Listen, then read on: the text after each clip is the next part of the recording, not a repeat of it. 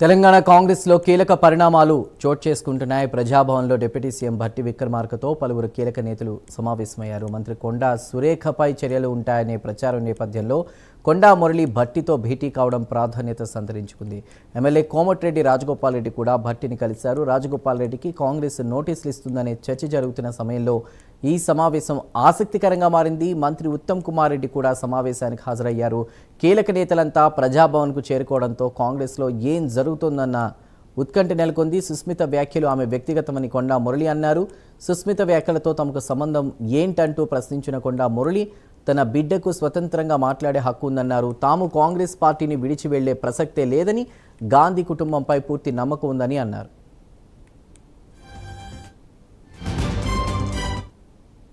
వచ్చిన దాన్ని అడిగినా నేను ఇయాడికి 5 రోజులు వరంగల్ కూడా పోలేదు. రేఖమ్మ అక్కడ ముస్లిం వాళ్ళది ఉంది కాబట్టి ఆడ ఉంది. నిన్న వనమహోత్సవానికి కూడా పోయింది. మేము కాంగ్రెస్ పార్టీని వీడేది లేదు.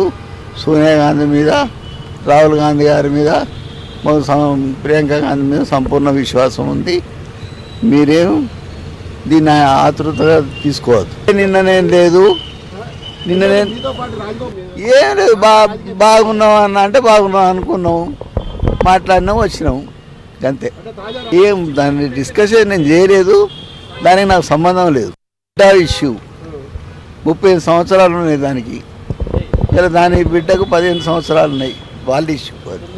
నేను ఇప్పుడు ఏం మాట్లాడన్నా, ప్లాన్ ఏదో అది ఏం చేసింది, ప్లాన్ బిలో ఏం చేసుకుంటుందో నా బిడ్డకు తెలుస్తుంది, నాకు తెలుస్తుందా అన్న. ఇప్పుడు కవిత గారు పోయారు, వాళ్ళది వాళ్ళు, మాది మేము. మా బిడ్డ మా కుటుంబం అన్న, సంబంధం ఏంటి? భట్టితో ప్రస్తుతం కొండా మురళి సమావేశమయ్యారు. ప్రస్తుతం ఈ అంశం ఉత్కంఠగా మారింది. దీనిపై పూర్తి సమాచారాన్ని మా ప్రతినిధి హరికృష్ణ అందిస్తారు. హరికృష్ణ, రాయబారాలకు సంబంధించి మీ దగ్గరున్న సమాచారం ఏంటి?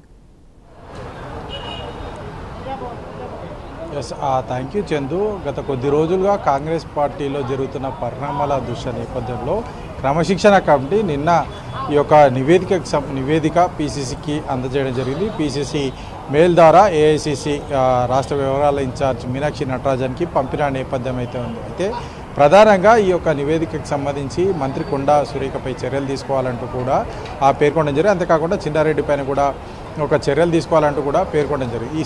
ఈ నేపథ్యంలోనే ఈరోజు డిప్యూటీ సీఎం భట్టి విక్రమార్కతోటి కొండా మురళి భేటీ కావడం జరిగింది. కొండా మురళితో పాటు అటు మంత్రి ఉత్తమ్ కుమార్ రెడ్డి, అదేవిధంగా ఎమ్మెల్యే రాజగోపాల్ రెడ్డి కూడా ఉన్న నేపథ్యంలో కూడా ఉత్కంఠ ఈ యొక్క భేటీపై ఉత్కంఠ కొనసాగుతుందని చెప్పవచ్చు. అయితే ప్రధానంగా ఏదైతే క్రమశిక్షణ కమిటీ ఈ యొక్క నివేదిక ఇచ్చిన నేపథ్యంలో కూడా ఖచ్చితంగా ఈ యొక్క క్రమశిక్షణ కమిటీ చెప్తున్న దాని ప్రకారం ఖచ్చితంగా పార్టీ లైన్ దాటి పార్టీని కించపరిచే విధంగా, పార్టీకి చెడ్డ పేరు తీసుకొచ్చే విధంగా ఎవరు మాట్లాడినా సరే, ఎంతటి వాటినైనా సరే వాటిపైన కఠిన చర్యలు ఉంటాయి అని చెప్పేసి కూడా క్రమశిక్షణ కమిటీ చెప్తుంది. సో ఈ నేపథ్యంలోనే మంత్రి కొండా సురేఖపై కూడా ఖచ్చితంగా వేటు పడుతుంది అని చెప్పేసి కూడా గాంధీ భవన్లో పెద్ద ఎత్తున చర్చ జరిగిన నేపథ్యం అయితే ఉంది. అయితే అటు క్రమశిక్షణ కమిటీ కూడా ఇండైరెక్ట్గా చెప్తూనే పై నేతలు అంటే రాష్ట్ర స్థాయి నేతల పైన చర్యలు ఉంటేనే కింది స్థాయి కార్యకర్తలు కూడా పార్టీ లైన్కు వ్యతిరేకంగా మాట్లాడకుండా ఉంటారు. ఏదైనా ఉన్నా సరే పార్టీ సమావేశంలోనే చెప్తారంటూ కూడా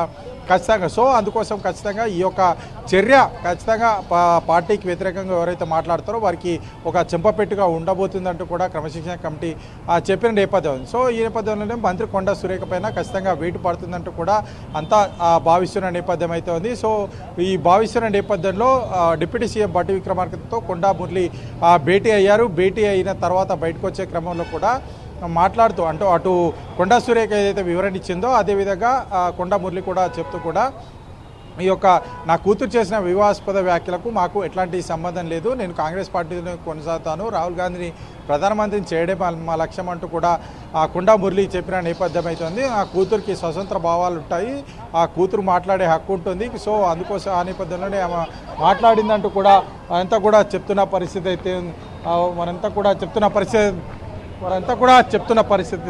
అయితే చెప్తున్న నేపథ్యం అయితే ఉంది. అయితే దీనికి సంబంధించి కీలక పరిణామం చోటు చేసుకుందని చెప్పవచ్చు. అయితే ఈ భేటీలో ప్రధానంగా అటు రాజగోపాల్ రెడ్డి కూడా ఉన్న నేపథ్యం కూడా రాజగోపాల్ రెడ్డికి సంబంధించి కూడా కాంగ్రెస్ పార్టీ యొక్క నోటీసులు ఇచ్చే అవకాశం ఉందంటూ కూడా చెప్తున్న నేపథ్యం అయితే చెప్తున్న పరిస్థితి అయితే ఉంది. అయితే సో ఈ నేపథ్యంలోనే అటు రాజగోపాల్ రెడ్డి యొక్క సమావేశానికి వచ్చిన నేపథ్యంలో కూడా ఆయన పైన కూడా చర్యలు ఉండే అవకాశం ఉన్నట్టు కూడా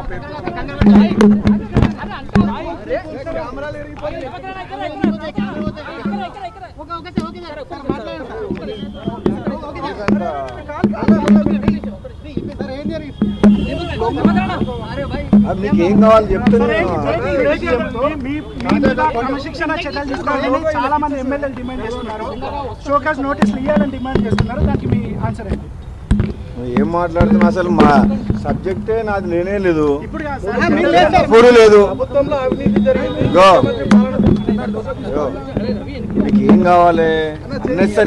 అన్నెసరీ క్వశ్చన్స్ ఎందుకు చేస్తున్నారు సంబంధం లేకుండా? ఒక నిమిషం నేను డిప్యూటీ సీఎం భట్టి గారింటికి వచ్చింది మా నియోజకవర్గ అభివృద్ధి పనులకు సంబంధించి పెండింగ్ బిల్స్ రిలీజ్ చేసేందుకు భట్టి గారింటికి రావడం జరిగింది. నేను ఆ హాల్లోకి ఎంటర్ అయ్యి లోపలికి పోతుంటే అక్కడ కొండ మురళి గారు అక్కడ కూర్చొని ఉన్నారు. బాగున్నారా అన్న అని పలకరించి నేను లోపలికి వెళ్ళిపోయినా. ఆ తర్వాత నా కొండ మురళి పలకరించి పోయిన తర్వాత నేను భట్టి గారితో మాట్లాడినా. ఆ తర్వాత కొండ మురళి గారు ఆయన కలిసి వెళ్ళిపోయారు అనుకుంటా. నేను వచ్చిన పని రాజకీయాలకు సంబంధం లేదు. ఈరోజు కొండ మురళికి సంబంధం లేదు. మా మునుగోడు నియోజకవర్గానికి సంబంధించిన అభివృద్ధికి సంబంధించిన ఆన్గోయింగ్ వర్క్ సంబంధించిన పెండింగ్ బిల్స్ గతంలో మీ అందరూ తెలుసు, అసెంబ్లీలో కూడా మాట్లాడినాం. మా ఎమ్మెల్యే నియోజకవర్గాల్లో పెండింగ్ బిల్స్ కాంట్రాక్టర్లు ఇవ్వకపోతే పనులు ఆగిపోతున్నాయి అని చెప్పి అన్ననా అసెంబ్లీలో. ఆ పెండింగ్ బిల్ల గురించి నేను రావడం జరిగింది తప్పితే నేను రాజకీయంగా గురించి కానీ వేరే అసలు విషయాలు నేను భట్టి గారితో మాట్లాడలేదు. నాకు ఆ పని మీద రాలేదు అసలు.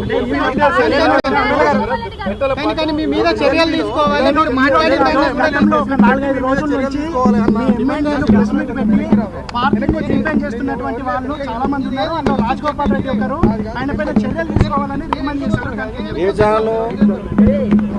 ఛానల్ పేరు చెప్పు. ABN channel. ఏం పేరు నీ పేరు?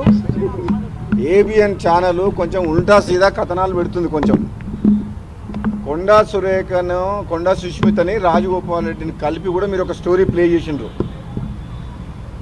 ముఖ్యంగా ABN channel, Andhra Jyothi paper, Telangana ఒక మీడియా సంస్థ నెలకొల్పి తెలంగాణ లీడర్లను కంట్రోల్ చేయాలని మనం అనుకుంటుందా? అది మీ మూర్ఖత్వం. నాలాంటి వ్యక్తి మీద కథనం ప్రసారం చేయాలంటే 1కి 100 సార్లు ఆలోచించండి. నీకు టీవీ ఛానల్ ఉంది కదా అని, పేపర్ ఉంది కానీ ఏబిఎన్ ఛానల్ లాంటి వాళ్ళు ఏది పడితే అది కథనాలు పెడితే మర్యాద ఉండదు. మర్యాద దక్కదు కూడా అని చెప్తున్నా. మరోసారి నేను చెప్తున్నా, వినండి. నేను ఇక్కడ మీరు వినండి.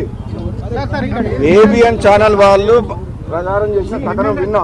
రాములు నీ గురించి మాట్లాడుతున్నా. నేను మళ్ళీ ఒకసారి చెప్తున్నా, ఏదైనా ఆంధ్ర మీడియా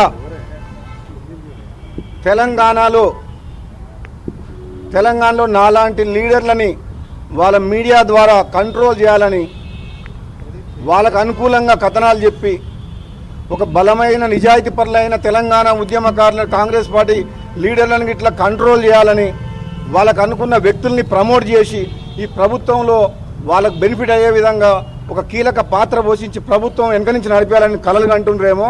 ఇది మంచి పద్ధతి కాదు అని చెప్తున్నా. ఆంధ్ర మీడియా అందరికి ఛానల్ నేను మళ్ళీ ఒకసారి చెప్తున్నా, సీరియస్ ఏబిఎన్ ఛానల్ కు నువ్వు మళ్ళీ క్వశ్చన్ అడుగుతున్నావా చెప్తున్నా. మర్యాద దక్కదు. మళ్ళీ ఒకసారి జాగ్రత్తగా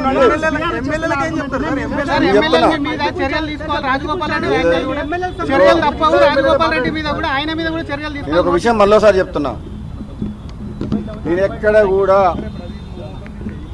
పార్టీకి వ్యతిరేకంగా, ముఖ్యమంత్రికి వ్యతిరేకంగా ఒక వ్యక్తులకు వ్యతిరేకంగా ఎక్కడ కూడా నేను ఎప్పుడు మాట్లాడలేదు, విమర్శించలేదు.